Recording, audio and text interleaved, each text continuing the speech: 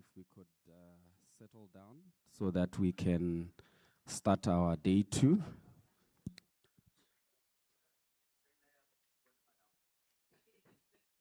All right, thank you. I'll be your MC for the day. My name is Marshall Chimedza, and I will be assisting up here today. I think we'll start with the protocol. We would like to welcome you all with special mention to the PAAB Secretary, Mr. Donald Mangenje, the Auditor General, Ms. Vimbai Chikwenere, our ICAZ President, Mr. Emmanuel Mudefi, ICAZ Senior Vice President, Ms. Angeline Muzira, the ICAZ Junior Vice President, Ms. Kudakwashe Mswaka, the ICAZ CEO, Mr. William Mandisoza, the ICAZ past presidents are here present, Mr. Botho Onyajeka, Mr. Martin Makaya, Mr. Bryce Musendo, all ICAZ council members here present, ICAZ members, ICAZ secretariat, our valued sponsors, invited guests, ladies and gentlemen, we welcome you to day number 2, and we are going to go straight into our program. Our apologies for running a bit late. We'll try and quick and catch up with time. So I would like now to introduce our speaker for the day, Dr. Kuzi, to the stage. Thank you.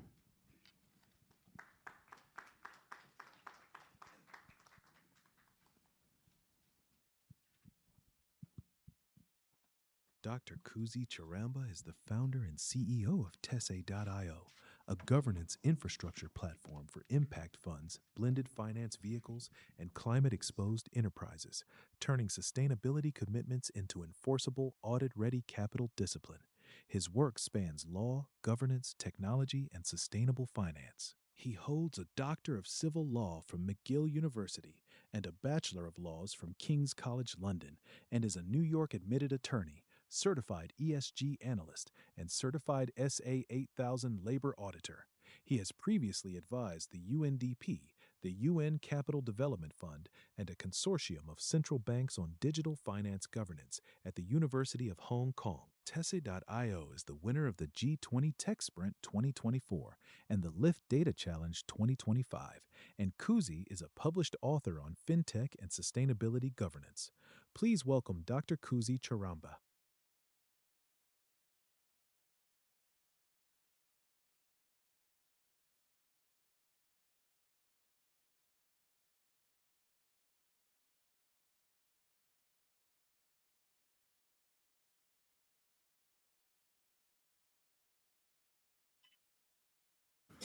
Hello.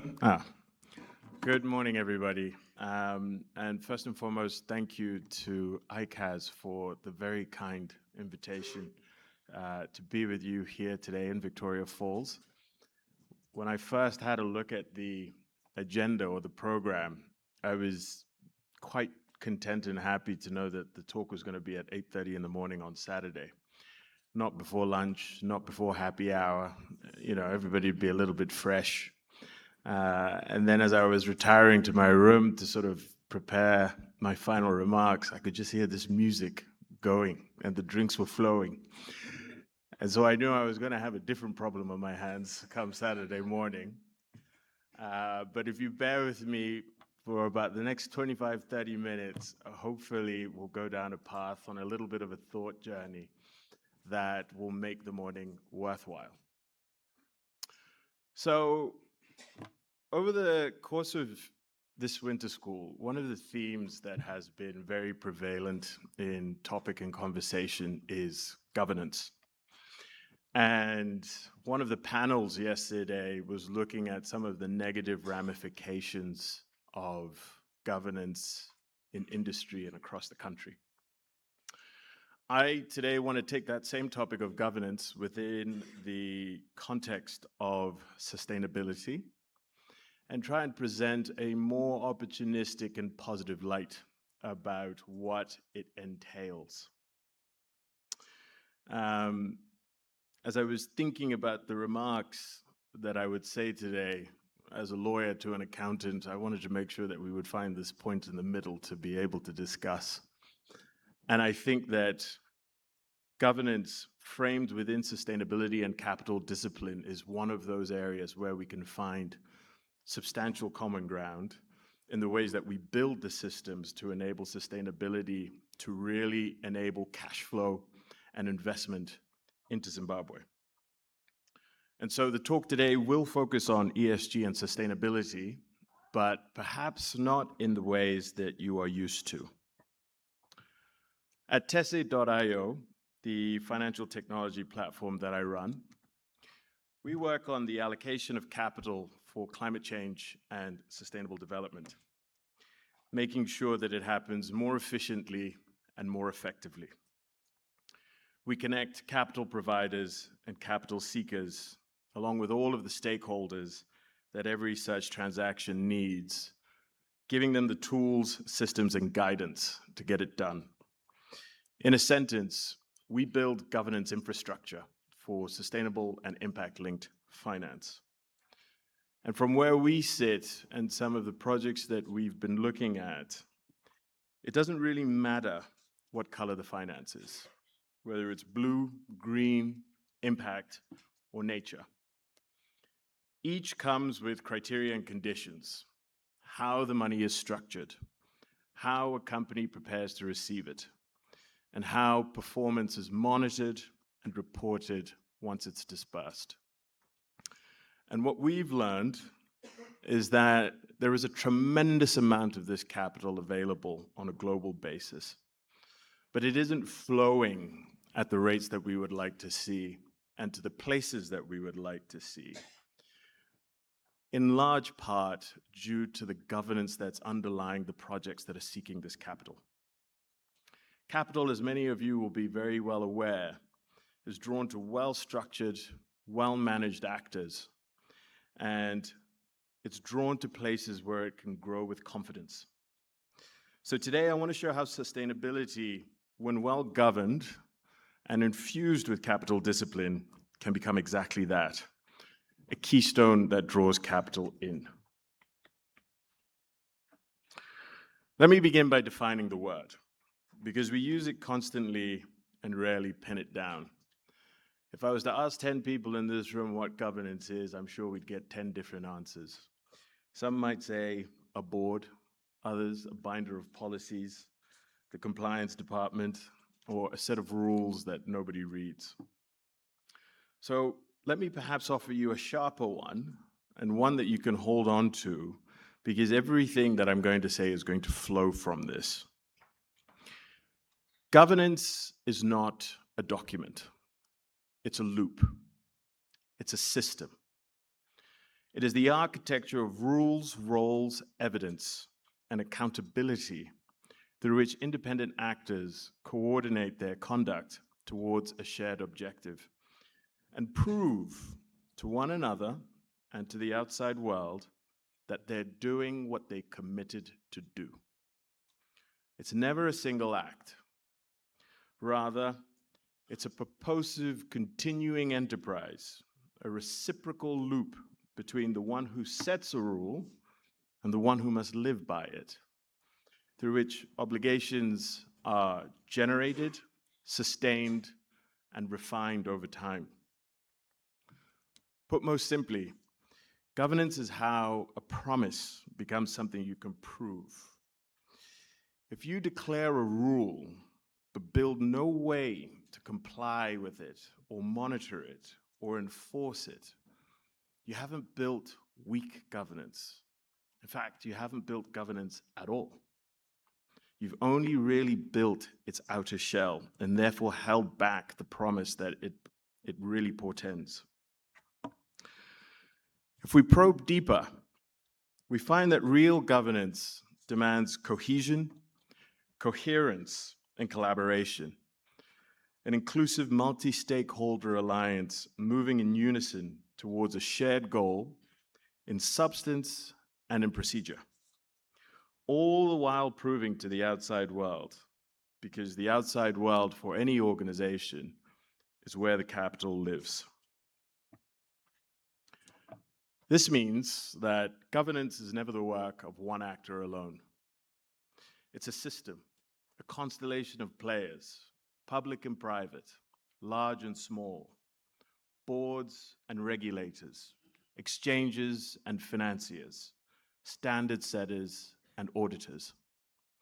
And at the very center of that system, holding the pen on what counts as evidence and what counts as proof, sits one profession, yours. The accountant is not a bystander to governance. The accountant is actually its heartbeat. And I'd implore you to hold on to that, because it's the whole reason why I'm standing here. And I'll come back to it before I finish. Before I ask you to pick up that metaphorical pen that I was just referring to, I have to be honest about something that we, as a profession or a set of professionals in the market, have mostly got wrong, I would say.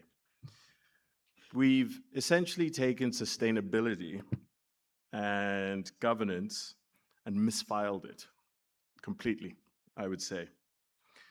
Sustainability in large measure, globally and here in Zimbabwe, has been sold as a cost, something to be minimized and survived. A reporting chore, a data scramble once a year, this narrative at the back of the annual report that almost nobody reads. It's a marketing exercise that lives in a department with sustainability on the door and no line to the company's P&L. But you're accountants. You know something that the marketing department doesn't.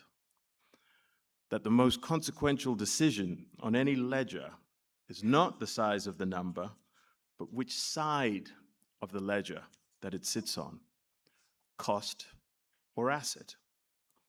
And for at least a decade, we've probably booked sustainability as a cost. Now, I really want to be precise here because I'm not here to make a moral point. This isn't a failure of conscience. It's rather a failure of classification, an accounting error. And like every misclassification, it is quietly, continuously expensive. A cost is something you minimize and move on from. An asset is something you invest in, govern, and compound. So here's the line that I want to leave in the room. The most expensive number in your business might be the one that you're reporting rather than managing.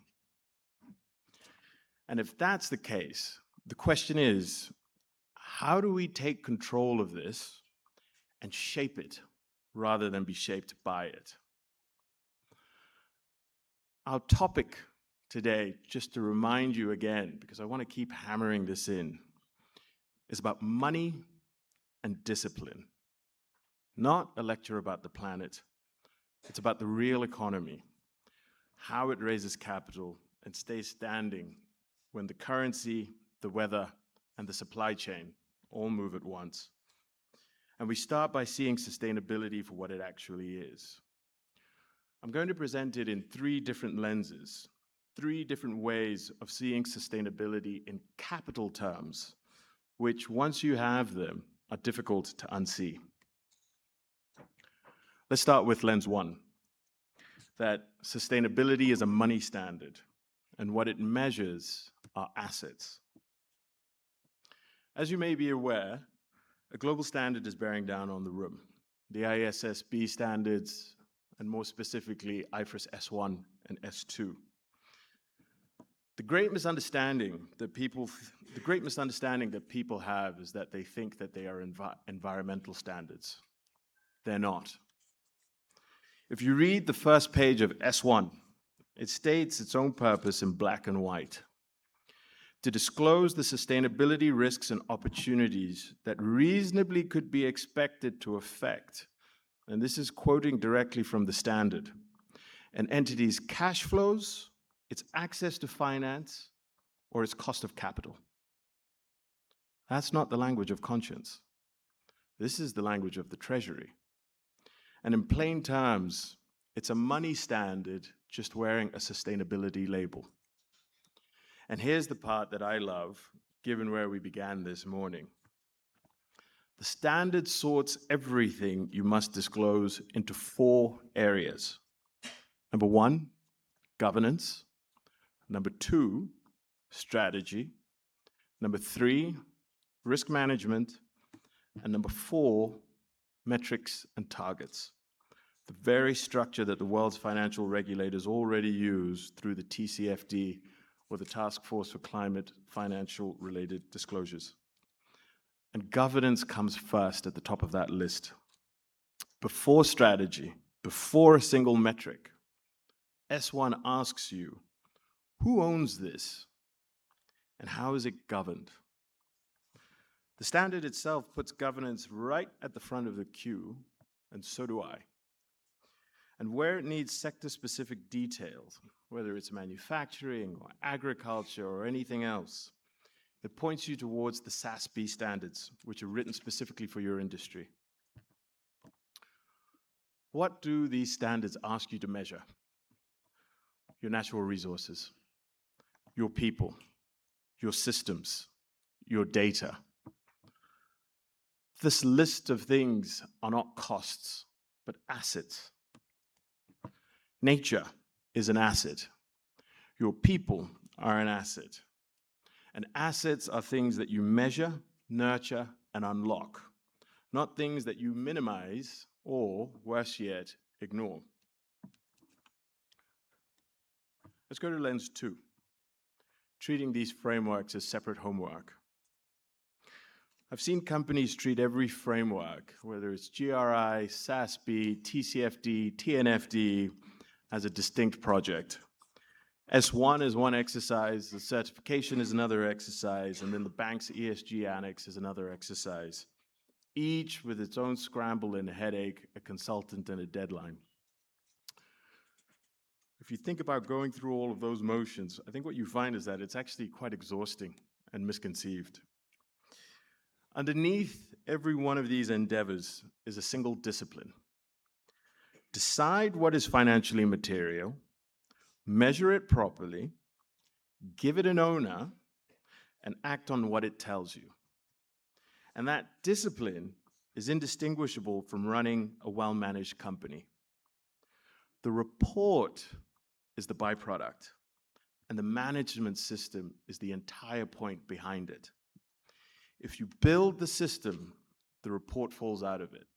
If you chase the reports, you miss the opportunity. Let's now move on to the third lens, which is sustainability as the keystone. There's a story that some of you might all be aware of. In 1987, Paul O'Neill took over as chief executive of Alcoa, the American aluminum giant, a large, listed, struggling industrial company. Investors gathered to hear about margins and cost-cutting, and O'Neill stood up at their first meeting and told them that he was going to focus on one thing and one thing only: worker safety. Upon hearing this, one of the investors that was sat at that meeting called his clients and told them to sell that stock because the board had hired a madman. Over O'Neill's tenure, however, Alcoa's market value grew from around $3 billion to roughly $27 billion. And this isn't because safety prints money, but because you can't chase zero injuries without replacing the aging machine that keeps injuring people, which also happens to be more efficient. You can't chase money without retraining your people who become more productive. And you can't chase growth without building a system to move information the minute something goes wrong, which essentially is the key nervous system that any well-run company needs. Safety was the pillar that he ended up building his strategy on, which ended up being the most profitable strategy that the company had in its history. And so for a company that's operating under real volatility, governed sustainability data can be that keystone. If you pursue it honestly, You'll be able to see your costs, your risk, your waste, and your dependencies very clearly. Most companies have never done this, and this is why it's the prize. Now, having spoken to you about the importance of a sustainability governance system, I think quite a lot of you in the room, particularly the financial managers, will be saying, okay, Kuzi, lovely idea. Where's the money behind all of this? Show me where we get the money. And I think that's a fair challenge. So let me give you 3 channels to better capital and 3 concrete examples. Number 1, in 2023, the Development Bank of Rwanda issued a bond on the Rwanda Stock Exchange. It was the first sustainability-linked bond ever issued by a national development bank anywhere in the world. This bond carries an unusual feature.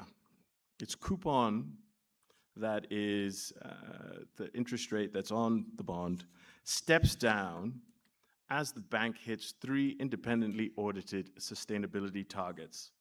Targets that are written into the bond itself and act as financial terms. If they were able to hit 2 of the 3 targets, then the coupon falls by 20 basis points. And if they hit all 3, then it falls by 40 basis points. This is a real mechanical discount on a coupon of just under 13%, and it was heavily oversubscribed. Now, if you consider that, what we've essentially seen here is a Rwandan institution lowering the cost of its borrowing by hitting audited sustainability targets. And it only worked because the numbers that it showed to investors were governed and verified. Now, I think I need to be really precise here, because a label or just calling something green on its own isn't going to earn you cheaper capital. It's the ability to have credible, verified governance underneath targets, underneath the targets for the financial instrument that gets you the cheaper capital. And so that essentially is what I'm referring to when I talk about capital discipline. Commitment converted into a measured metric, converted into cheaper money.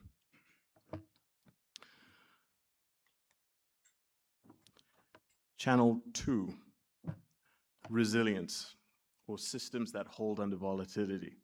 I think yesterday we heard on one of the panels that resilience is one of the most overused terms in corporate Zimbabwe these days. And I think that that's pretty much across the board. But if we really take the term for what it implies, I think you'll see that it's seeping into our financial system in a very material way. So let's consider a severe drought, the type that comes along with El Nino. El Nino or a severe drought can push a hydro station like Kariba towards empty, and it can cut crop yields across a whole region. That's not an environmental footnote. It's a hit to exports, to public revenue, and to every covenant that's tied to them. And it's changing how credit is judged. Historically, and still in many systems today, credit is assessed by looking backwards. Past performance is a guide to the future. But if you consider that agricultural producer in a water-scarce area, if temperatures are rising, rainfall is decreasing, their crop yield will also be decreasing. With their crop yield decreasing, you essentially have reduced revenue. If you have reduced revenue from your reduced yield, you have the reduced ability to pay back the debt on the loan that might have been issued by a bank. And so when you look at it from that lens, what we're actually seeing now is that climate risk is becoming credit risk. And the only way that it can be priced is with governed, forward-looking data. More than 25 African central banks have joined the global network for greening the financial system, and supervisors from South Africa to Kenya and Nigeria now expect their banks to build climate into how they price credit. And so resilience, when governed properly, is actually now a factor that's going to determine whether you're going to get that loan or not. And I think that this is something to bear in mind as El Nino approaches again later this year. The last channel that I'll discuss is access to markets and to your own supply chain. Buyers and exporters increasingly demand auditable evidence, but not marketing claims. From the end of 2026, the EU's deforestation rules are going to require plot-level, traceable data on commodities such as timber and coffee before those goods can enter that market. For an economy that earns real money from what it grows and digs, such as Zimbabwe, governed data is not compliance. It's how you defend and grow the revenue that you already have. And for those of you that have small to medium-sized businesses as clients and not working with multinational enterprises, this is going to hit you just as hard. Because those multinational clients that are required to do reporting, when they need that data, are going to go to their supply chain. And so your client is now going to ask you, do I need to report? And the question and the answer that you need to give them is yes, if they want to hold on to that client. And by being able to guide them through that process, what you've done is now created a new service line for yourselves and a competitive moat for your business as it moves forward. So, having considered this, the question is, what are the risks that happen if you don't abide by the sustainability systems and the terms and the systems that it produces? A couple of examples. In 2019, the Brumadinho Dam in Brazil, which was owned by the miner Vale, collapsed. And the thing about the dam was that it was certified as stable and safe, but they didn't have any evidence behind that certification. And as a result, when the dam did break, 270 people were killed, and Vale later had to pay reparations of about $7 billion and a further penalty to American regulators. And in 2023, DWS, Deutsche Bank's asset management, had to pay American regulators around $25 million for branding funds as sustainable when they couldn't evidence the claim. Ungoverned data does not merely fail to make you money. It can hammer you slowly and quietly, and then suddenly and dramatically. What you can't prove, you can't bank, and one day may not survive. And so, we just need to begin to appreciate the fact that sustainability numbers, in the same way that financial numbers on every statement, are just now about to begin to be assured and audited.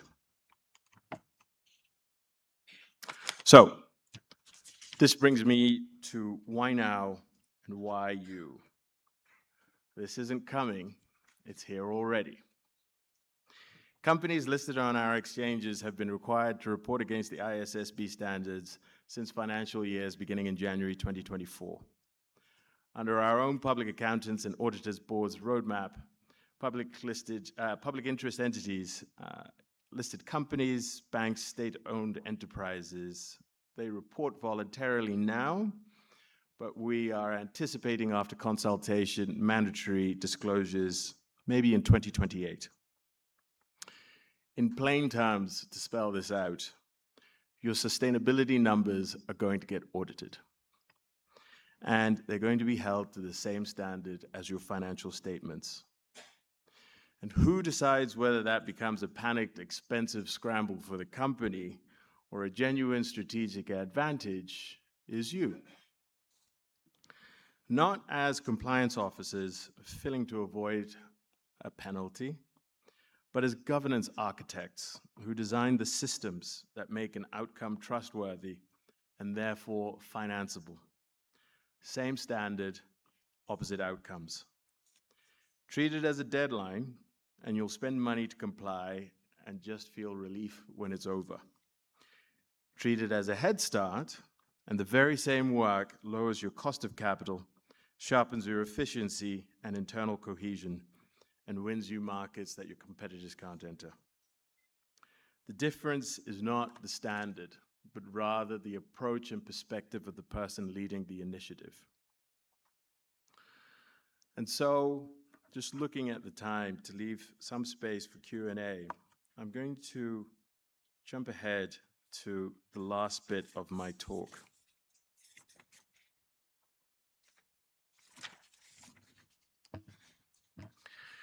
Having spoken about the opportunity that sustainability governance can produce, I'd like to just point out the fact that very recently, EcoBank raised a nature bond for $450 million, which was oversubscribed. And not too long ago, we also had Acorn, which was a Kenyan developer which built student greenhousing, which was able to raise a bond on the London Stock Exchange. Once you build your governance sustainability data with the financial infrastructure behind it, there is opportunity to access capital in international markets, including places like the London Stock Exchange, where we've seen a total of up to $40 billion being raised by African players. The opportunity, though, is only as good as your ability to act on it.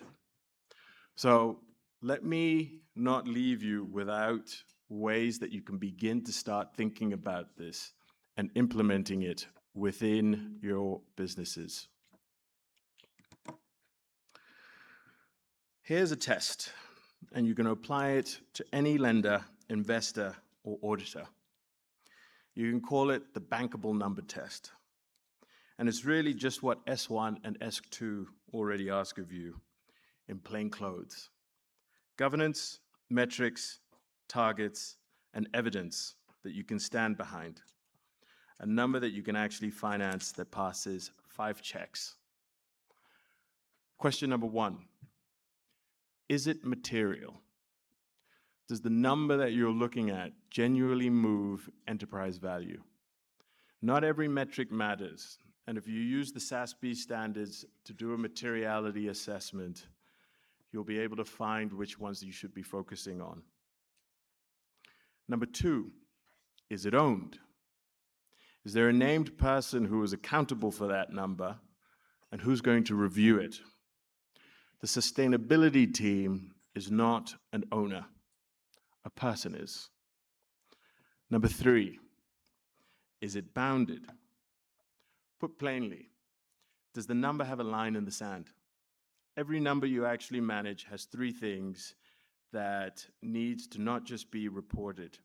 You need to give it a target that you're aiming for, a range that you can live with, and a red line that the moment it's crossed forces someone to respond and do something. If you can draw that line, then you're managing the number. And if you leave it out, then you're only really playing farcical with your numbers. Number 4, is it evidenced? Does the number stand on proof that an auditor will accept and a trail back to its source? This is your reasonable assurance question and the one that most companies fail.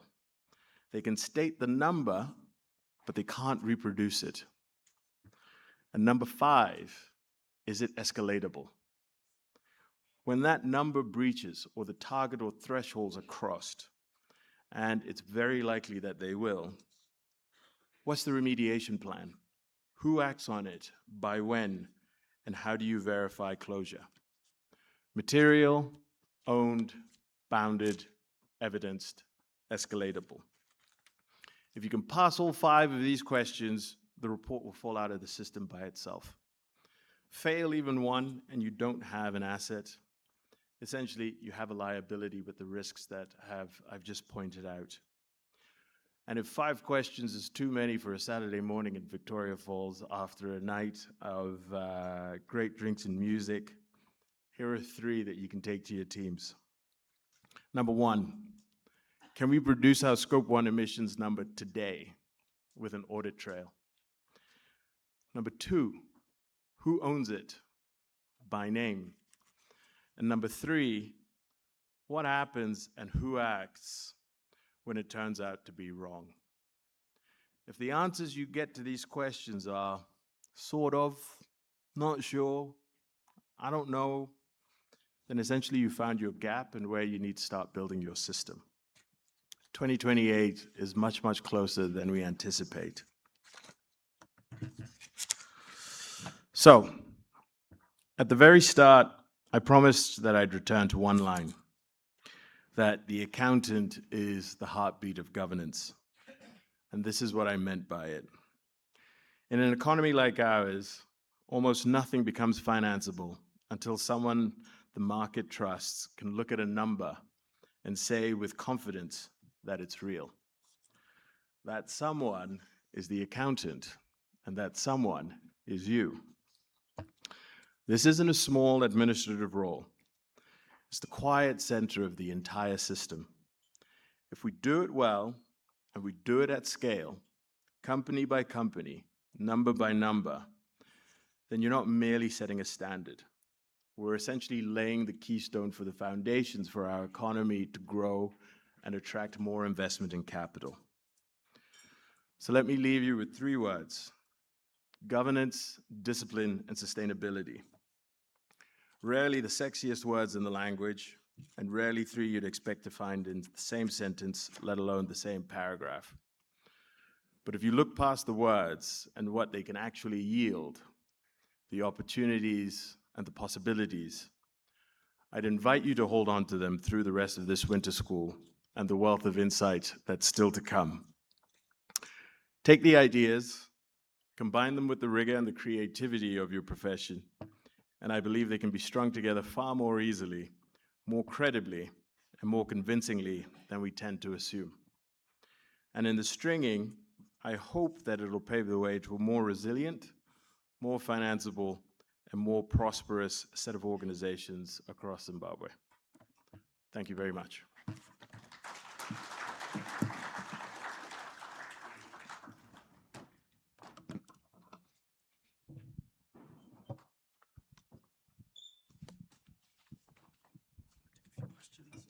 Happy to take questions, yeah.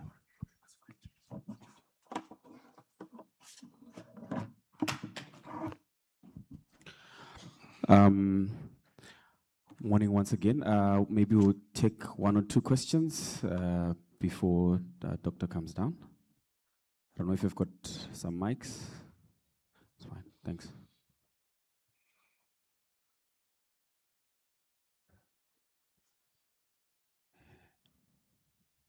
Going once, going twice. I guess happiness is all I can see. I can't see at the back. I hope I am not missing a hand. All right. Doc, thank you very much. And on behalf of ICAZ, we've got a small, we've got a small token of appreciation. Maybe we just move there so that we can get a Kodak moment. Thanks. Thank you.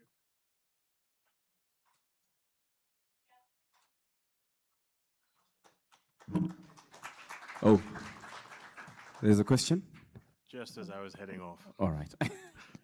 We couldn't let you go.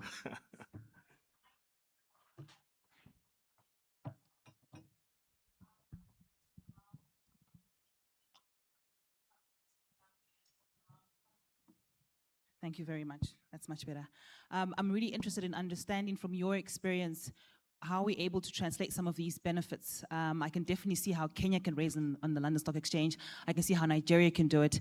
Given the situation in Zim at the moment, where we're still on a journey to correction and a pathway around the IMF and the World Bank, where's the real opportunity thinking through, climate finance, for example, from your perspective?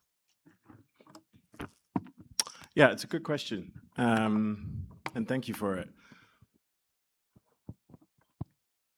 I think every company and every economy is on its own sustainability journey. And the idea behind the entire system is that we just want to better understand your risks. And in understanding your risks, what are you doing about that? And I think that that is a mindset and a framework that is universal.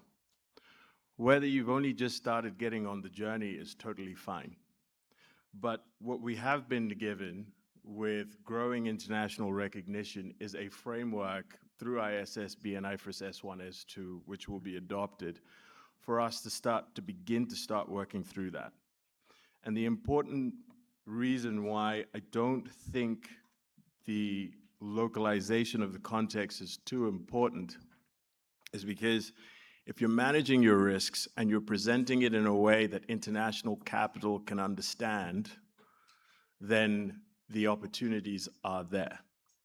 And in the interest of time, I spent too long. That's probably me being a lawyer. I wasn't able to give some of the examples of the DFI assistance that is already currently available and flowing in order to be able to support a lot of this work.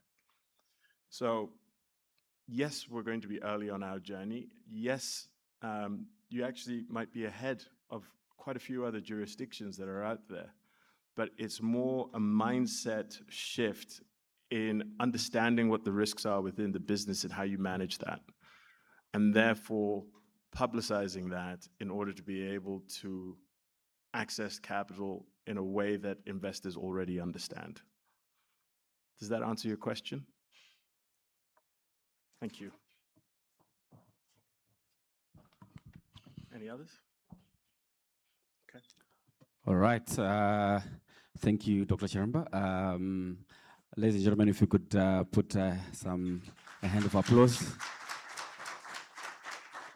Thank you very much.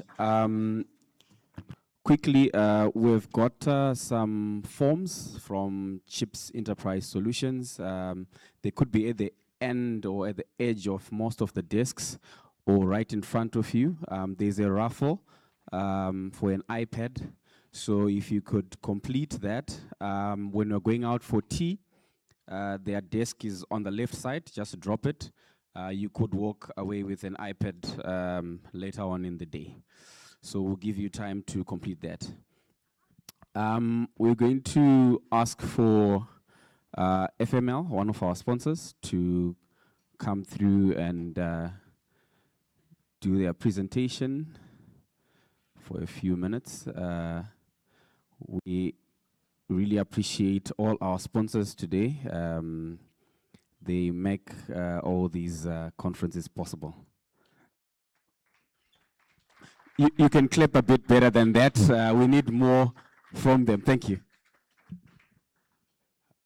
Thank you, Master of Ceremony. And it is a common mistake to say FML, meaning First Mutual Life. But we were born out of First Mutual Life, and I'm here representing First Mutual Health. But nonetheless, it means that the Life team did a good job in the market. My name is Joseph Nago, and I'm from First Mutual Health. And within our 5-minute slot, I would just like to take you through our quick presentation. Okay, so we are a subsidiary of First Mutual Holdings, which is the leading financial services that is listed on the stock exchange. And we are ISO certified as First Mutual Health. And we have been voted the best medical aid for the last 2 years by IPMZ, which is the Institute of Personnel Management in Zimbabwe. So we believe since our inception in 2009, we've been doing fairly a good job. And one of the key things that we did when we launched in 2009 was introduce a cashback facility that has been a key milestone or a key competitive advantage for us. And we're happy that in the market was still the only medical aid that has got this 25% cashback. And we have got we have actually coined the statement that if you don't use it, you will not lose it. And I know I'm speaking to accountants, and I know savings is one of your key KPIs that we need to save on our budgets. So we do have we've paid over 500,000 to deserving members since this year alone. So this 25% cashback facility is available to members after every 2 years for those that we coin low claims users. But if you are in need of medical aid facilities, if you are in need of it, the card will be there and you'll be able to get the access that you need. But if you don't use it and you're a low claims user, you then benefit from our cashback facility. So we do have digital points that we continue to evolve as an organization. For those that are currently our members already, we've got Tuso, she's our WhatsApp chatbot. And then we've got the mobile application that is making easier for members to access the benefits, to check things on their own, and to make sure that they're continuously up to date. So more information about these platforms is available by us on our desk. Prevention is better than cure. So we have also made sure that we continuously promote individual wellness classes. I'm sure you all heard Dr. O yesterday when she did her presentation on the KPIs and the dashboard that you as accountants, we are encouraging you to make sure you continuously monitor. So that particular presentation will be shared today in the group for your benefit. We do have institution wellness days where we come through to our clients and make sure that we do physical checks on the ground and check those key dashboards, those key KPIs. And like Shimen said yesterday, we've got the managed care loyalty rewards that we give our members. So last but not least, we want to announce a few more winners. For those that have come through to our stand to date, have actually gone through the checks that are available at the moment on the ground, and to encourage others to continue coming through. So congratulations to Concilia, Mupenzini, Stancy, Vande, Ivan, Maboto, Gamchirai, Makwangunze, Chris Mudawafa, Jerry Mangori. Please do visit our stand, collect your complimentary prizes, and we've still got some more giveaways we would want you actually to give. So for now, last but not least, as the IT team is preparing a video to close off my presentation, we have what we call the First Mutual Health Winter Challenge. This Winter Challenge, we encourage you to keep on moving. And we Your first day at school. Sorry, that's not the right video. And we say this is our Winter Challenge. This is our signature event where we invite corporate accounts to come in with a team of 4 to experience a day of teamwork, to experience different challenges. So if you didn't manage to have a team to represent you this past year, next year it will be available again in May, and we are going to be doing it in Bulawayo. So please just enjoy our highlight video from this year's Winter Challenge. It seems the IT team is just adjusting a few things. All right.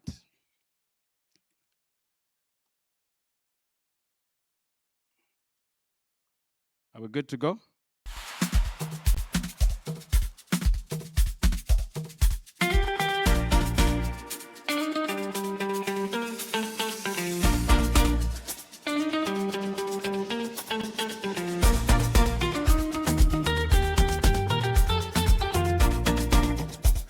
We are all winners for making it today, for all coming.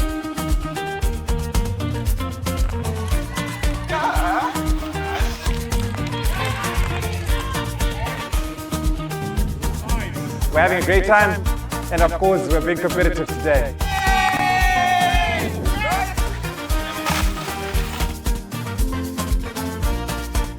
%100% excited. We'll try to stay focused, and we'll be trying to go win that prize money today.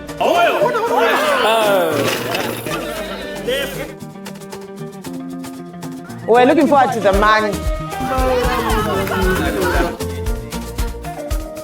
The Winter Challenge is just a part of a wider strategy that we have that's aimed at improving the well-being of our members. Initiatives such as this Winter Challenge is an opportunity for our teams that are within our organization to really come together, get to know each other outside of the work environment.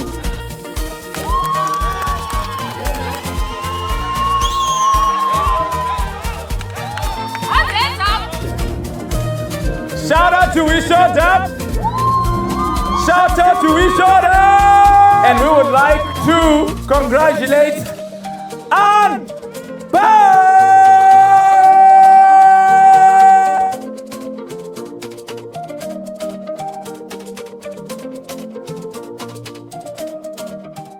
Thank you, ladies and gentlemen. And please, we look forward to hosting you next year during our Winter Challenge. Thank you very much. To first mutual health corrections noted, corrected very fast. So I know that at times there is doubt. You know, masters of ceremonies announce things and then they hoodwink you. You won't find them afterwards. But just to emphasize that the iPad Air is here. It's sealed. It's with me for now. Not sure what will happen afterwards, but yeah, just know that it's here. It's up for the grabs. We're going to quickly move on to our second session for this morning. And we are going to focus on safeguarding ethical leadership dynamics. And I'm going to ask Winnie Salome, I hope I've pronounced that well, to come and join me here on the stage. Winnie Salome is a certified human resource professional, CHRPK, with a bachelor's degree in human resource management and over 10 years of experience specializing in emotional intelligence, workplace culture, and sustainable people systems. She facilitates leadership and personal development conversations and trainings and is the co-founder of My Deep Talk, a platform dedicated to preventive emotional care and self-reflection. She is also an upcoming author, currently working on her debut memoir on healing and personal transformation. Winnie brings a grounded, human-centered approach that bridges HR practice with lived experience, challenging leaders to build authentic, emotionally resilient cultures. She was nominated for the 2024 Purpose-Led Awards for her impact in purpose-driven leadership. Please welcome Winnie Salome.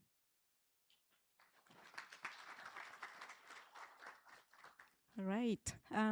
Good morning. How are you doing? How are you genuinely? I know sometimes we're just used to saying we are good, right? How many times do we just say we are good? So many times, right? I think it's a matter of survival, right? So I just want us to genuinely ask ourselves, maybe you can ask a neighbor right next to you, how are you genuinely doing?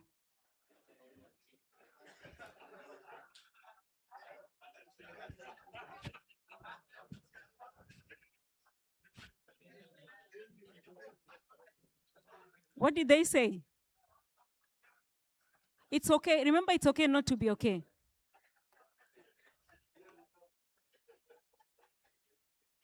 So what did they say?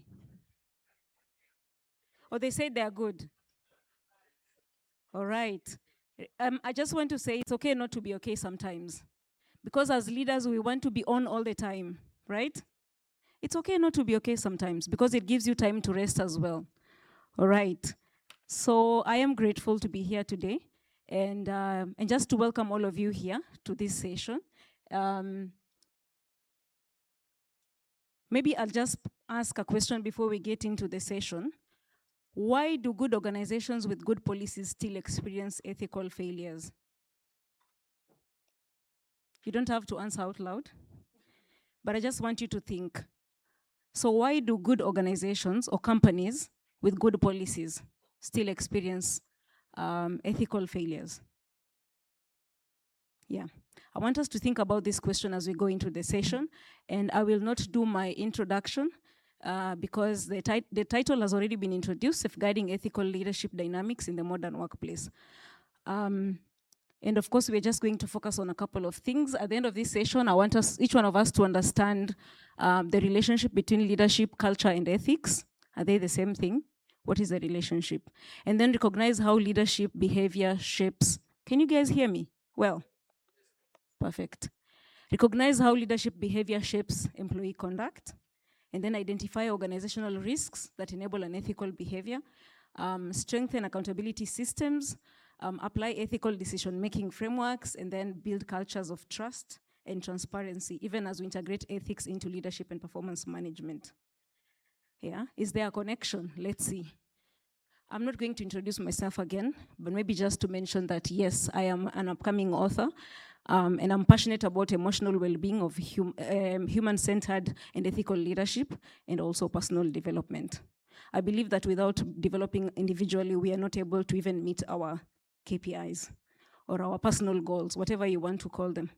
And so allow me to also introduce my deeptalk.com. It's something that I'm really, really proud of, which is just a platform that helps to prevent emotional, it's a preventive platform that helps you to self-care and take care of your mental health, and even leading to, self-reflection.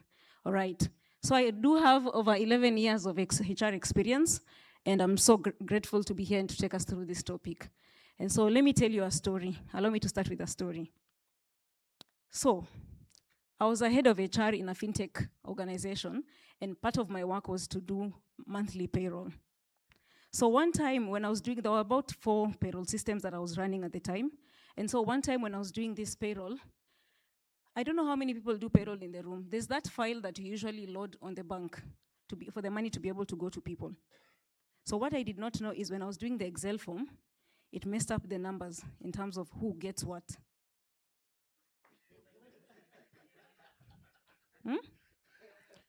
Yeah. So you can imagine someone who's supposed to earn X now has Y. Someone who was supposed to earn A now is earning B.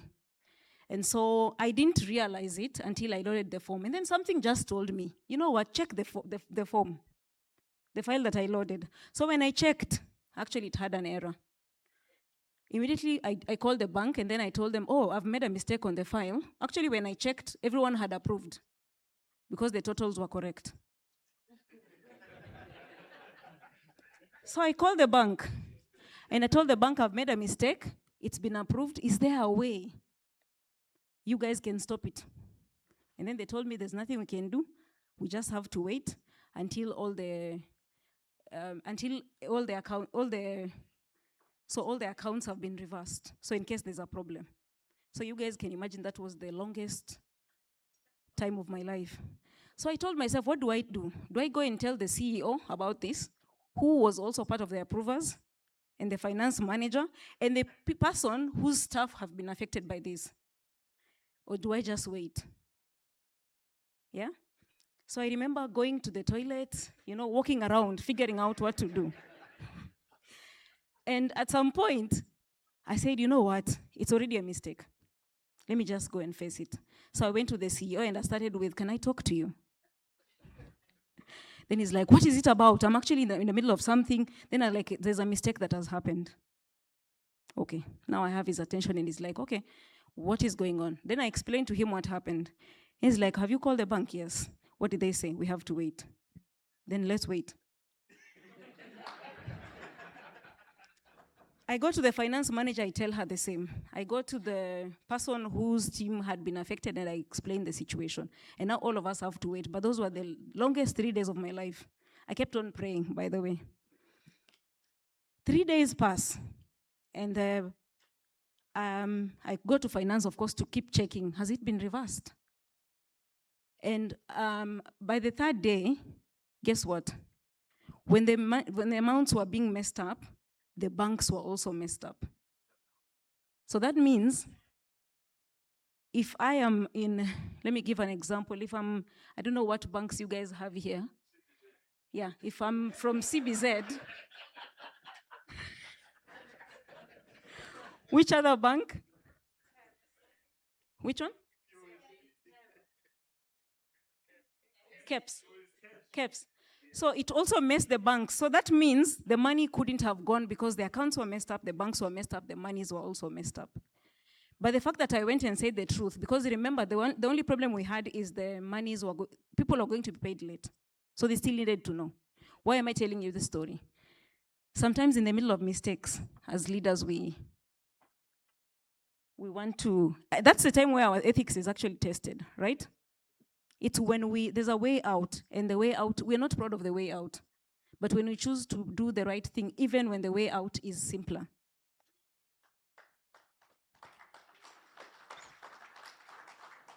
Ethics is very personal, by the way. And so we'll see here, ethics is the practice of making decisions and behaving in ways that are honest, fair, responsible, and respectful to others. So I had gotten my payroll that month. So this was affecting other people. And when I addressed it, actually I realized everyone was like, oh, Winnie, thank you for letting me know, right? And so ethical leadership on the other side is the ability to influence and inspire others through integrity, fairness, transparency, and accountability, so that we ensure the decisions and actions reflect both organizational values and our ethical principles, all right? So that's my story. And I want to ask us, each one of us in the room, as a leader, what drives you? Again, you don't have to answer it out loud. Yeah? I got you. So what drives you? Don't forget, even as a leader, as a person, what drives you? Because before we are anything, we are human beings, right? What drives you? Is it fear? Is it hope? Is it pain? Is it joy? And by the way, can I tell you something else? At any given point in your life, you are likely to be driven by any of these things, by the way. So there's nothing wrong with being driven by these things. We'll just see how that affects us. So the healthiest and most sustainable growth journey is when you use pain to develop hope that leads to joy. All right? Because pain can awaken you to the need of change. Pain has a way of awakening you, right? As human beings, we're resilient, yes, but sometimes we need pain to awaken us to the need for change, all right? And then hope gives you a vision for what is possible, yeah? And then joy can sustain your purpose over the long term. Fear is valuable as a warning system, but when it becomes your primary driver, it can lead to limiting your growth by focusing on avoiding failure rather than pursuing purpose. So be very careful when you're being led by fear, because fear is sometimes what leads to us taking shortcuts, all right? And so the goal is not to eliminate any of these drivers. Each serves a purpose, and the aim is to recognize what is driving you today and intentionally grow towards being led more by hope, joy, while allowing fear to inform you and not to control you, and letting pain shape your compassion rather than define your identity. All right, so I wanted to start with that before we come to now the topic of the day. How many of us in the room can say that there's so much pressure for leaders? You know, there's pressure to perform, pressure to deliver, pressure to respond quickly, pressure to do all this while being emotionally stretched sometimes. Is it sometimes? I thought so too. It's literally all the time. You're being stretched from all angles. And on top of that, you actually also have your own personal life. And so the question is no longer whether leadership is important. So the real question is, what kind of leader are you becoming under pressure? I don't want to move quickly from that question. What kind of leader are you becoming under pressure? Because we've already established the pressure is there, right? And there's nothing much we can do about the pressure. But there's something we can do about the leader you're becoming under that pressure. Okay? So today's workplace is rapidly changing. There's so many things. You're still understanding AI, and there's a lot coming, right? You're still trying to figure out what ChatGPT is. And there's so many things. There's cloud, I don't know why, there's too many things coming. And so some of the workplace challenges we have in the modern workplace right now is the hybrid work and remote. I don't know how many people have even managed to even go fully remote or even hybrid. Number two, there's that, how do you supervise people under remote working environment, all right? There's AI and digital ethics and data privacy. Conflict of interest. There's too many things going on. Political influence and generational expectations. Now we have Gen Z. But I'm not Gen Z, I'm millennial. There's too many things. There's so many generations right now. And so how do we maintain integrity when work is going through all these rapid changes? how do we still maintain integrity as leaders?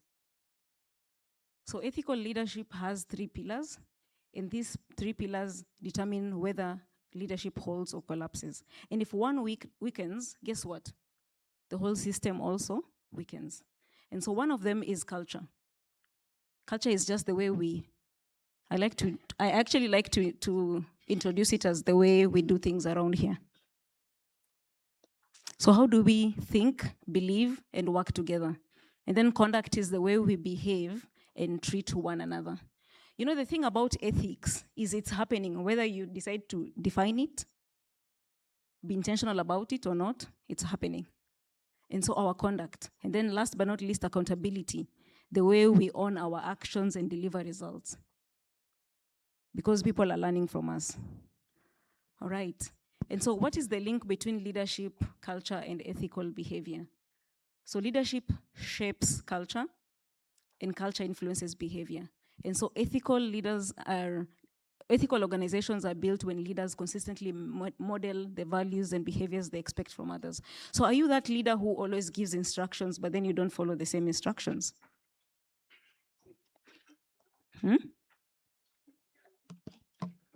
You know, parents are told that kids don't do what you tell them to do. They do what they see you doing. But don't you think it's the same with leadership? It is, because at the end of the day, we're just humans. Yeah? And so at the end of the day, leadership, culture, behavior connection means the leadership sets the vision, values, and expectations. And then it's up to you to also demonstrate ethical behavior through actions, because this way then you hold people accountable for their conduct. Then the culture is just shared values, beliefs, and norms, the way we do things around here. So this is reinforced through policies, rewards, and everyday practices. So not just policies, yeah? And then last but not least, when you think about ethical behavior, this is honest communication. As a leader, when you fail, can you call your team and just tell them, by the way, we failed on this one. Can you think of better ways to do this? It actually removes pressure off your chest. But if you have to keep on lying and pretending I am the, I can do all things. Yes, we can do all things through Christ. But sometimes we also fail as human beings, right? So many of us sometimes try to prove a point because we feel like as a leader, and there's that pressure, right? So have an honest conversation with your staff. And then just make sure that as you deal with every one of your staff members, have a fair and respectful treatment of others. Because I've had to work under bosses who had a different treatment of different people. And I've also been in a privilege where I was the favored one, and also the one who has been on this other side, the not favored one. And so I understand that place very well. And then, of course, just help the people who report to you and even the whole organization to develop responsible decision-making. And then accountability and transparency. It will save you from a lot. And then last but not least, speaking up when something is wrong. Have you ever had a meeting where you're telling people to share ideas and none of them are speaking up? Then you're wondering, the assumption is always, I think they're okay. Because somehow as a leader, you have to encourage yourself. Right? But sometimes if you can question long enough, you'll actually get the real reason why people are not speaking up. Leadership tone. So who sets the leadership tone within an organization? And by the way, it's very hard to lead others and even lead organizations and even teams if you can't lead yourself. I'm sure you can see from that picture. It starts with how you lead yourself. Yeah? And so the tone is set by leaders. The tone that is set by leaders becomes the standard for everyone, because employees take cues from you, whether you think so or not. But then in case you're not intentional, people are just speaking. Whether they see you doing funny things, they will do the same, because they will assume that it's they have permission to do it somehow, right? And so what ethical climate are you establishing through your action, decisions, and communication, and even your own accountability? But then one of the hardest things to do is so I do have people reporting to me, and sometimes when I tell them something, that's one of the best ways to also make sure that I do it. So it becomes like an accountability. But are we even aware sometimes that what we ask of people, we don't show up the same way? Are we aware when we do it?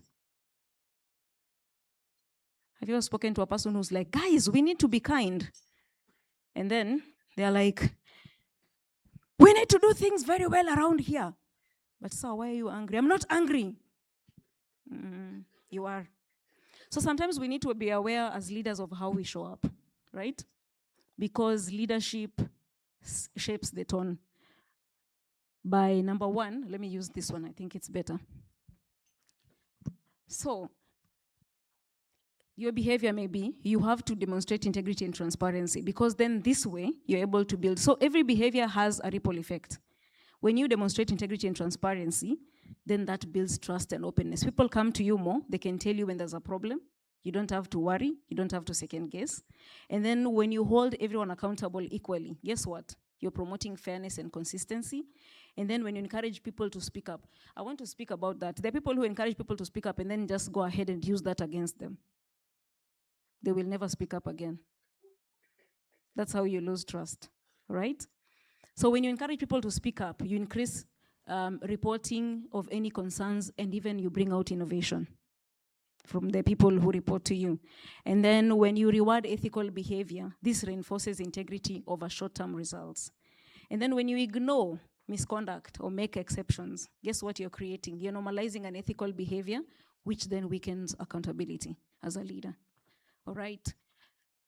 And remember, I've said, if you cannot lead yourself, it's very hard to lead others. And so when we talk about the gaps that enable misconduct, poor accountability, and even governance failures, ethical failures arise from systemic gaps in leadership, culture, and processes, because sometimes we allow misconduct to occur or go unchallenged. And then what happens? All of a sudden, roles and responsibilities become unclear. There's weak internal controls because the controls are there. How many times do we put integrity on our vision and on our values and then go ahead and walk in lack of integrity? How many times? We'd rather not have them on the walls then, right? So inconsistent reinforcement of policies, poor leadership oversight, fear of speaking up, lack of transparency, all these are actually gaps that can lead to ethical issues, yeah? And then conflict of interest not managed, inadequate ethics trainings. In fact, I've worked for an organization where they've said before, oh, if there's any conflict of interest, please come and tell us. And then when you say it, then it becomes, actually people start to gossip about it. Yet, it's actually supposed to be a good thing, all right? So how do we manage conflict of interest? And then, of course, inadequate ethics training. Have these conversations with your staff. Tell them some of the failures we've had in the previous. If someone was fired because of ethical issues, tell them. You don't have to go into details, but you can just tell them this was the failure that we've had previously, all right? And then potential risks, if we don't manage these gaps, is number one, there's confusion and lack of accountability within the teams. And then fraud, errors, and misuse of resources. I've also worked with organizations where there was so much fraud, yeah? And then perceived favoritism and unfairness. Remember, it's perceived, yeah? Perception also matters, all right? And then misconduct goes unnoticed or unaddressed. Ethical concerns remain hidden. By the time you come to realize, a lot of money has been stolen, yeah? And then reduced trust and poor decision-making, biased decisions, and reputational damage. If you just Google any organizations that have gone through some of these things, you'll find a lot of stories. And then employees employees unaware of expected standards. Don't assume people know because we have them on our vision, in our values, yeah? Just speak about them. What does it mean for us? Because integrity for one person may mean a different thing to another. So when you talk about ethics versus compliance, what does it mean? Compliance, on the one hand, focuses on following rules, and then ethics is doing what is right. And that's why sometimes even when we're hiring, I always tell people we have to know who this person is. You must do some more digging to understand who you're hiring. I've also worked in an organization where people were hired for their delivery, in as much as they were actually stealing from them. So they steal some, they do some. They give you some, they steal some. And that somehow was okay, yeah? So compliance, on the other hand, also follows a minimum standard where we say this is what is required by the law, this is what is required by data protection or by whatever else standard that you have. But ethics calls us to a higher standard. Compliance sometimes is mandatory, but ethics is values driven. And that's why I always still encourage value driven recruitment, to find people who are aligned with the values of the organization.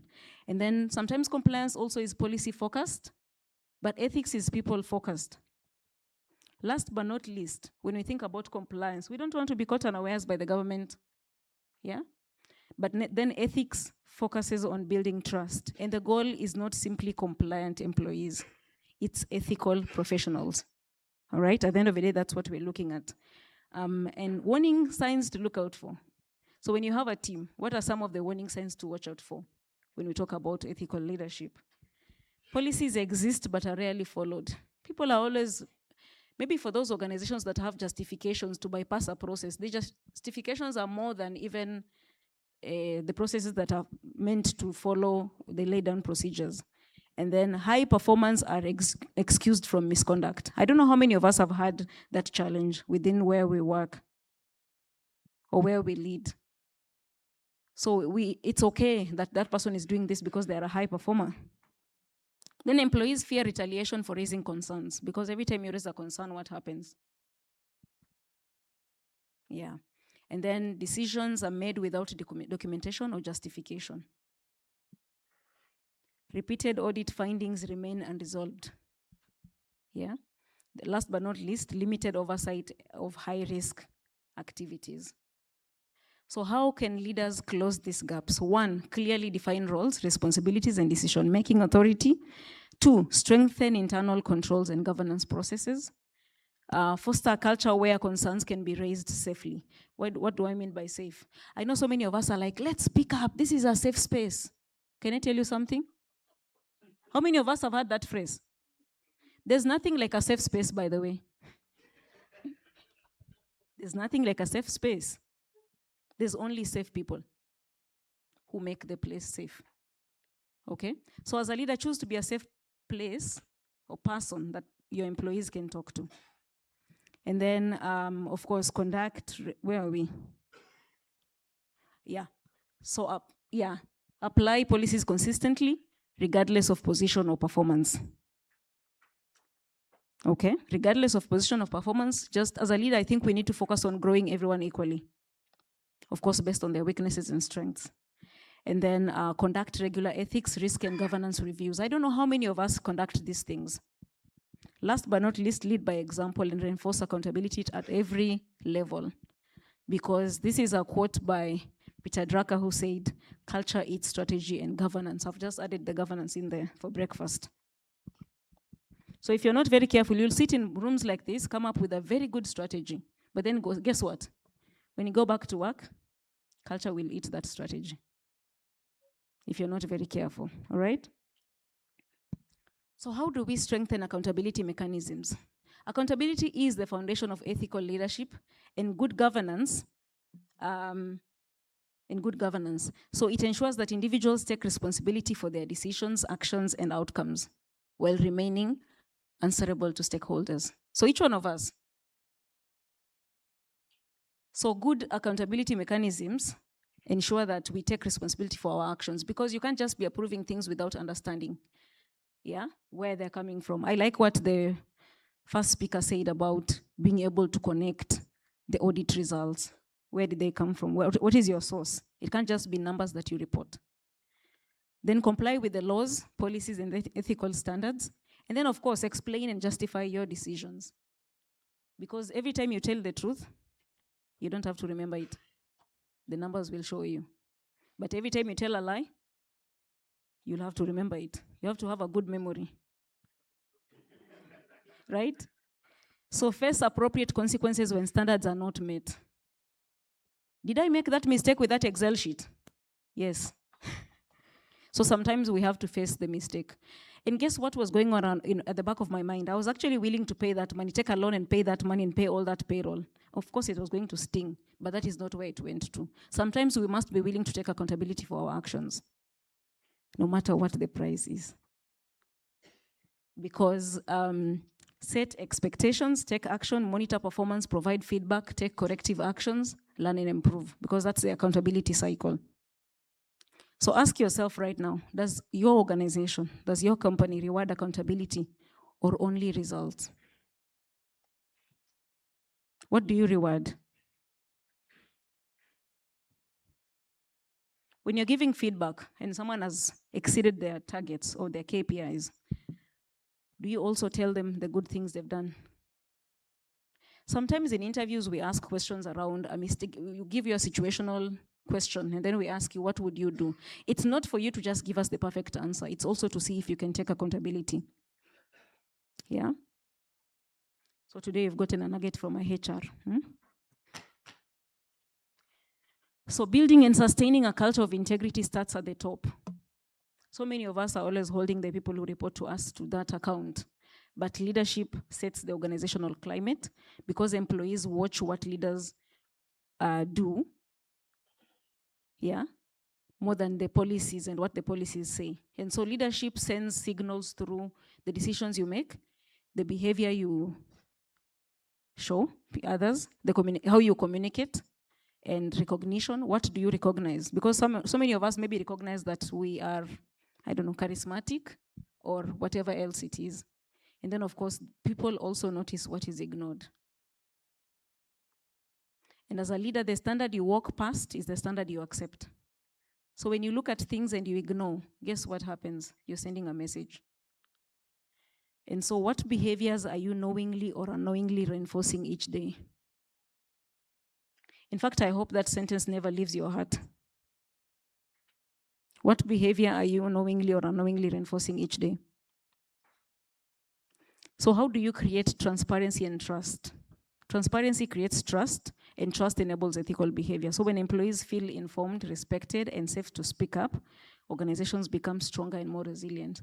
And by the way, let me just put a disclaimer here and say, there are people who you will still do what you need to do as a leader, and they will still behave the way they will behave.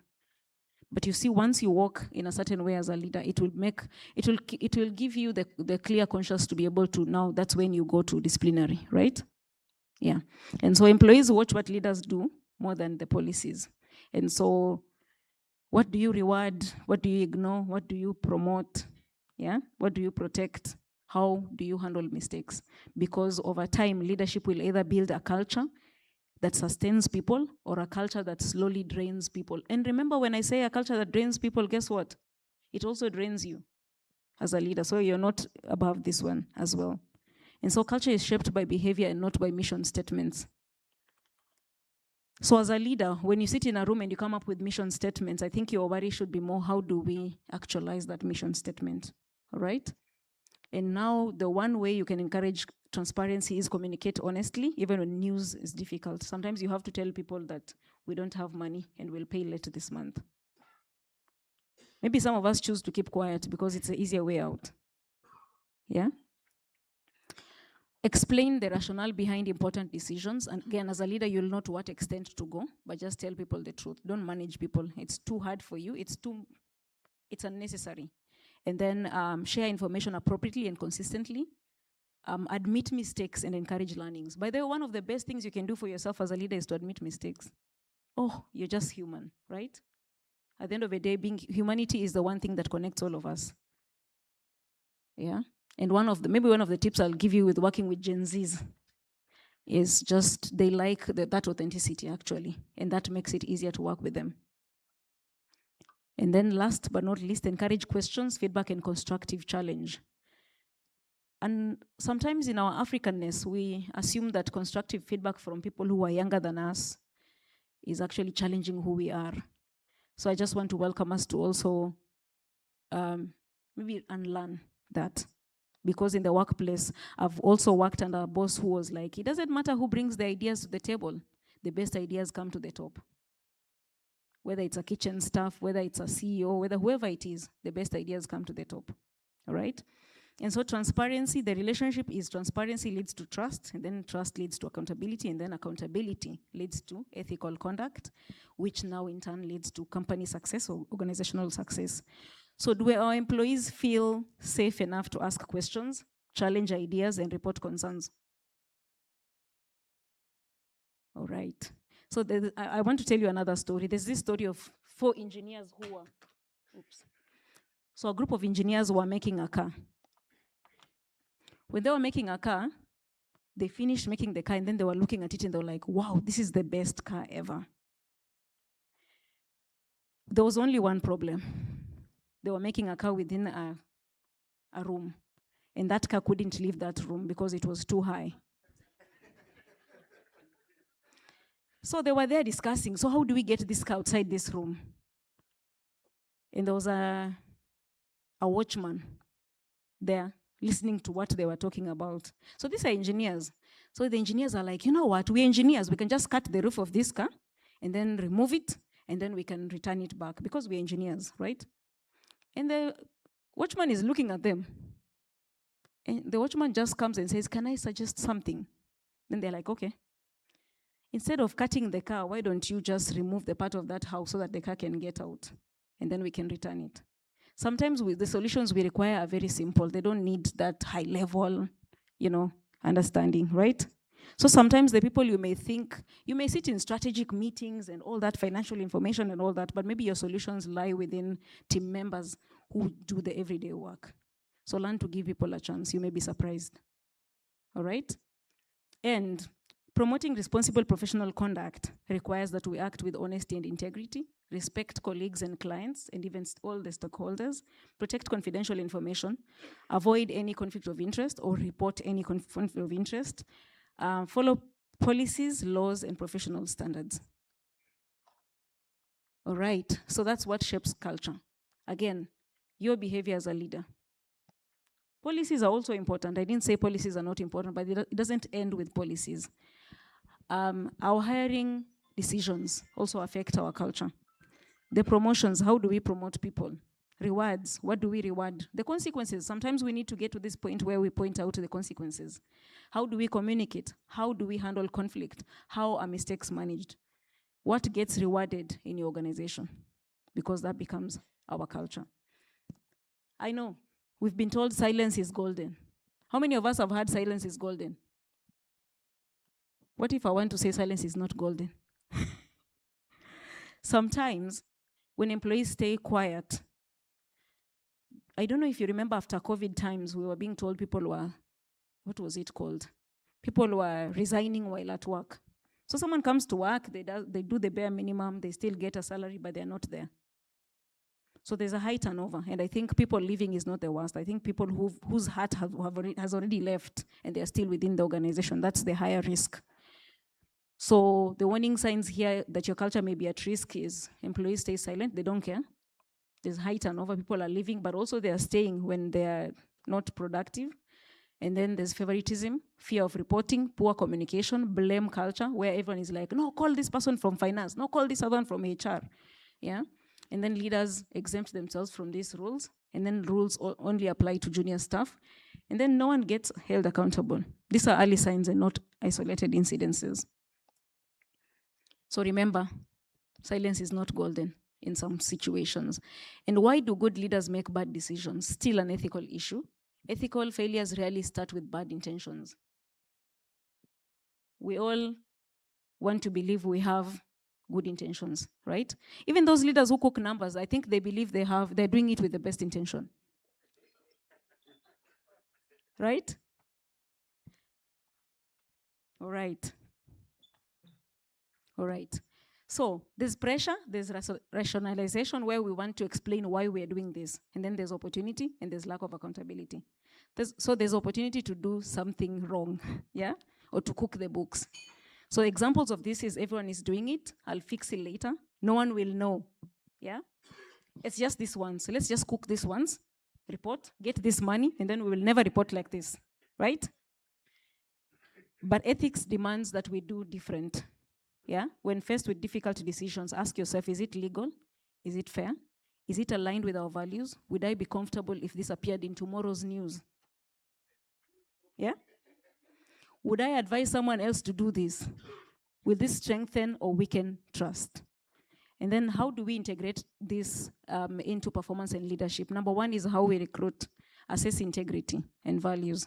Learning and development, provide regular ethics and training on ethics. Yeah, onboarding, how do you introduce the code of conduct to new people who are joining your organization? Promotion and succession, how do you select leaders who demonstrate the ethical behavior we're looking for? And then disciplinary management, apply disciplinary procedures fairly. And then when we're talking about performance management as well, that's what we want to see. Recognition, the same way.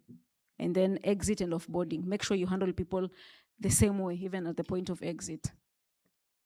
Don't mishandle them because they are leaving. And then, yeah, make sure that you're also measuring integrity, respect, collaboration, other things, softer issues, and not just targets and sales and profit and delivery only. That's how you make this part of the conversation. And then culture is the invisible control system. So remember, a strong ethical culture encourages integrity, transparency, professionalism, responsible decision-making, and courage to speak up. I think we've talked a bit about this, but I'll share the notes, definitely. And then practical ways to apply ethical frameworks within public and private sectors. Integrity-based, make sure that you ask yourself, is this honest and is this an honest and transparent thing to do? Declare any conflict of interest, even as a leader. And then report financial results accurately without manipulation. I think that's just an example. But also look at the rights-based. Does this respect the rights and dignity of everyone affected? Then justice and fairness. Is everyone being treated fairly and consistently? And then last but not least, consequences. Will this decision create the greatest good while minimizing harm? Remember, ethical decisions are not defined by the sector you work in. They're defined by the values you choose to uphold every day. All right, other practical actions leaders can take, I think I've listed them, but I'm going to share the notes because time is running out. And then accountability is just having clear expectations, promoting ownership. And I think the previous speaker before me talked about ownership, transparency, consistent consequences, learning, and continuous improvement. Yeah, I think I'll skip that one so that I can talk about this. Promoting ethical decision-making in complex environment, identify the ethical issue, gather facts, evaluate options to consider, make and implement the decision, reflect and learn. And then I want to say that the greatest safeguard against unethical conduct is not another policy. So many of us love policy. Let's just add another policy. No, don't add another policy. It's leaders who consistently model integrity cultures that encourage ethical behavior and governance systems that hold everyone accountable. Because people may forget what leaders say, but they rarely forget what leaders consistently do. And that's what they will remember you for. And so my final thought here is, ethics is a leadership responsibility, and culture is everyone's responsibility. Policies alone cannot prevent misconduct. And then accountability builds trust, integrity strengthens performance, and then ethical leadership creates resilient organizations. For the readers in the room, I believe leaders are readers. Allow me to recommend those resources. Other than that, thank you so much. Yeah.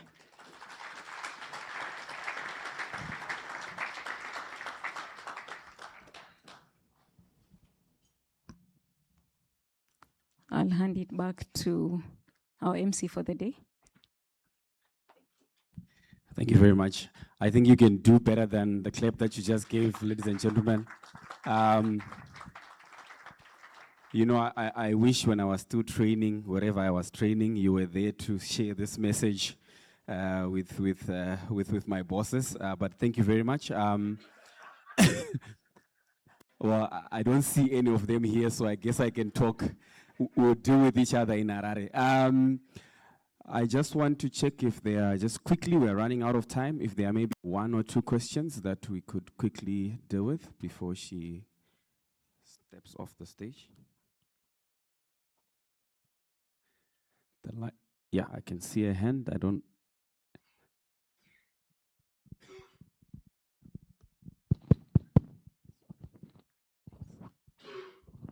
It's not really a question, but just to say, asante, tutaonana wakati ajua. Asante. Maybe for those who are wondering why I'm from Kenya. So that's Swahili. Yeah. I wish I can tell you what he said, but it was to me and not to everyone. But yeah, he said asante sana, which means thank you very much. Yeah.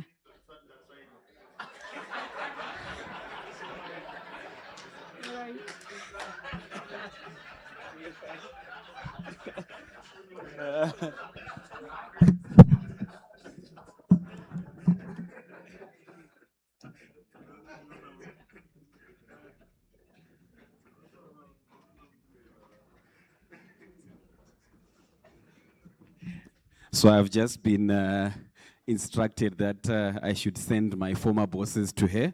I will gladly, hopefully with the help of the president, talk to them. Lest I lose my membership. All right, so we're gonna quickly move to the next part of our program. We have got one of our sponsors, CBZ. I just wanna check if they've got a representative for their slot. CBZ.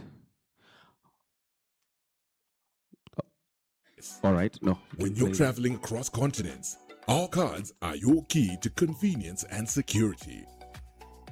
With access to ATM withdrawals and payment processing worldwide, all you need is a funded Nostro account and you're ready for your global adventure. Unlock your full financial potential today with the newly enabled features of the CBZ Bank Visa Debit Card. The world awaits at your fingertips.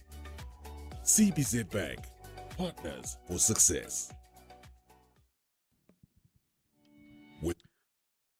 All right, thank you for that. I'm also going to ask a representative from Net1. I understand yesterday we didn't manage to have the Net1 slot. Do we now have the Net1 representatives in the house? All right. Okay, we will move on. We're going to quickly, we've got one more item just before we go, but we're going to quickly go for our tea break. We are kindly asking that we quickly do it. We had allocated 20 minutes, but if we could have it in 10 so that we can finish. But just before we do that, I'm going to ask Mr. Mambanda from Pipeline Fashions to come up.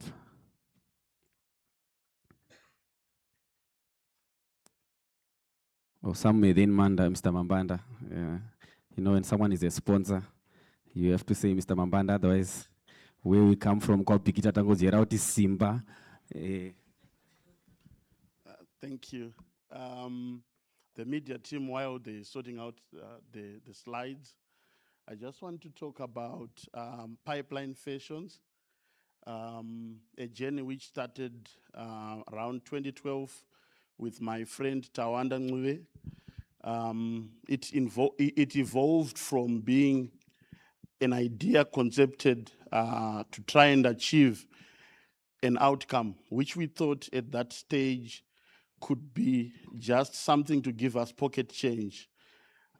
We evolved from a story which could be Googled on the internet, which is called the Pipeline Parable. But we have grown from just being an apparel provider to provide what we call work essentials. So we are evolving from Pipeline Fashions to Pipeline Work Essentials. What do we provide? We provide workplace apparel, both formal, casual. We provide PPE. We provide stationery. By stationery, I mean any form of stationery that you need. We also provide corporate gifts, any form of corporate gifts. We have addressed some of the notable organizations, some of them here represented, and we continue to grow and scale up. I would encourage you as members to try us to at least change how you look, because they say you are addressed by how you look. We also want to offer to you as members 2 things. The first thing is, as members, of course, in good standing, we want to offer credit terms. So if you come to us and you are a member, we can offer you credit terms. If you do not want that and you are still a member again, you have your cash, we are offering you 10% discount. I hope I get a clap for that. So we do for both ladies and gentlemen, and we also do for them. I'll leave the media team to just beam a short video if you have it. If you don't, maybe some other time we will. Thank you so much.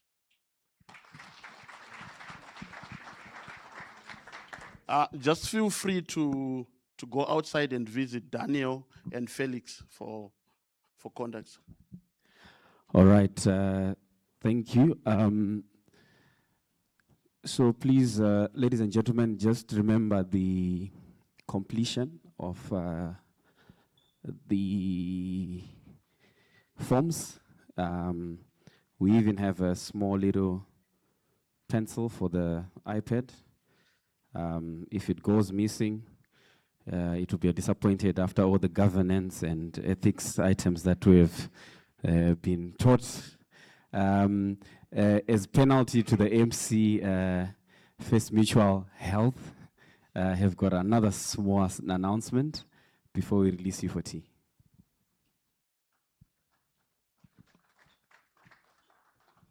Thank you, you're forgiven. Thank you for the applause as well. So we are by our stand, and we had a client who came through to us, and she said, I would actually like to do a testimony of what you've just presented.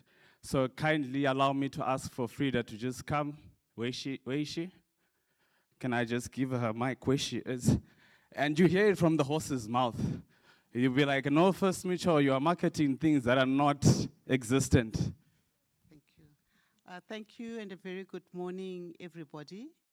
We got a cashback, a refund of 4,500 from FML this year. USD. And we were the best team at the Winter Challenge. What was the award? It was the best team spirit at the Winter Challenge. Thank you. Thank you so much. You know, seeing is believing, and hearing it yourself is also believing. Thank you so much, MC. All right, another round of applause. Thank you very much for that. All right, so we are going to quickly break for tea. So if we could make our way, remember to drop the forms if you want the iPad. Those without the forms, you could also just pass by their stand, but I can see some forms on that desk there. Just at the edge of the desks, there should be some forms. So if you can break for tea, and we'll be back for the final part. Thank you.